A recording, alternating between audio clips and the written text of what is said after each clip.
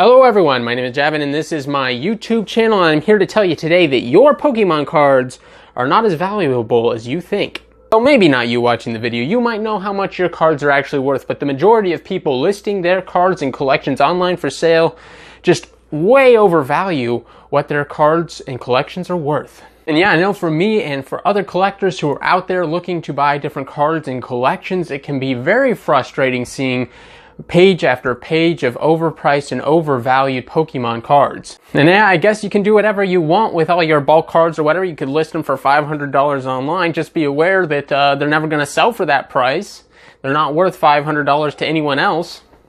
So why do so many people who sell their cards online overvalue and overprice them when they're trying to sell them? And from my own experience in discussing this exact scenario with several of these different sellers, I think I figured out most of the reasons why people tend to overprice those Pokemon cards. And I even know from my own experience that I have at times overvalued my own collection, especially before I got into making all these videos and kind of understanding more about the Pokemon cards themselves, because there is a lot of information that you really need to know to correctly value cards. I thought that they were worth more than they really were. Although there are some cards in here that are very desirable and still worth some money, they are not worth as much as many of the prices that you may find online is comparable. One of the most common ways people overvalue the Pokemon cards, and this is something that I did as well before I started my YouTube channel and started learning more about the card game, is you go online, take a look at the value of your Pokemon cards, try and find those same Pokemon cards, what they're selling for. So, go to a site like eBay or something. So I would go to that site, find the card, and be like, okay, well, Charizard's selling on eBay for $500. So that means my Charizard card is worth $500 then. Makes sense, right?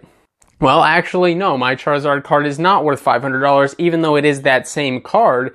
It's not in the condition, it's not graded, it's not anything like that. It is scratched up, it's beat up on the back, it has issues. It is worth a little bit of money, but it's not a $500 card at this point. And this is an understandable situation. People want their cards to be worth the most, and so they take these top prime examples. They'll look at different graded cards and other things that are selling for a few $100s or $30, $40, $50 or whatever, and they will then apply that value to their Pokemon cards and then apply that value to their collection. So they have, a Charizard, a Venusaur, a couple other different cards in their collection that they see going online for hundreds of dollars. They then think their collection is therefore worth hundreds of dollars, when in reality the Pokemon cards they're selling are probably beat up, played, they're used, scratched, and whatever, because they were just their childhood cards. That's one of the biggest things I find with people selling their childhood collections or whatever online, is they don't understand that the condition plays a huge factor and role in determining the value of their Pokemon cards. It can be the difference between $100 or $1,000 for different cards. That is another big thing that I see online. Your ungraded Pokemon cards are not going to be worth as much as even an equivalent graded card. And that is just something that you need to remember, that having a card graded makes it more valuable in general than the equivalent ungraded card, because you are able to then tell that the card is authentic. It has been authenticated by a third-party source, and you can easily determine the condition from the grade on the card.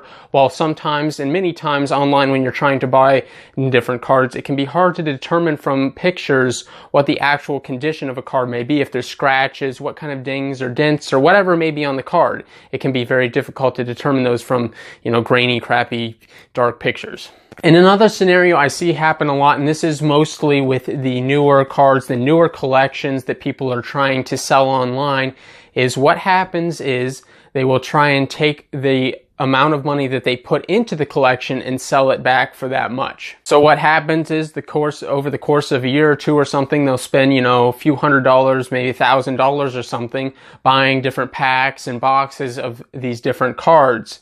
And then they're left with a collection that they think then is worth a few $100 or $1,000 or however much they spent on those packs and cards. But the issue in these scenarios are, just because you spent a few $1,000 or $100 or whatever on these different cards, you've opened up the packs, and the cards that are left are probably not close to worth that amount that you actually spent. It's like the scenario where I could buy a $20 box of Pokemon cards, get 4 packs and some promos or whatever at Walmart, and open all that up, and I could end up with a dollar worth of Pokemon cards. I could end up with nothing, essentially.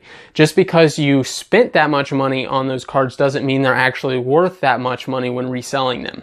So that is just something to remember, especially when you're buying packs and products. That does not mean that the cards inside are worth the amount that you actually spent on them. Most of the time I'll see, someone's trying to sell a few like Elite Trainer boxes worth of Pokemon cards, and essentially everything they're selling is bulk. They may have, a dozen EX or GX cards or something like that mixed in between, but those cards do not mean that the total value of those 1,000 cards or whatever they're trying to sell is worth $100, $200, $300. That's probably not the case. Those EX and GX cards may add up to $20, $30, and then the rest of the bulk is basically, pennies. At the last point here that I wanted to discuss today about the different valuing of Pokemon cards, and this one involves people overvaluing especially different promo cards. What happens, I'll just use the Mew card as an example, but with many promo cards, what happens is these cards look unique, they look different from your average Pokemon card, and I think that people then see that and they think that the card is something very special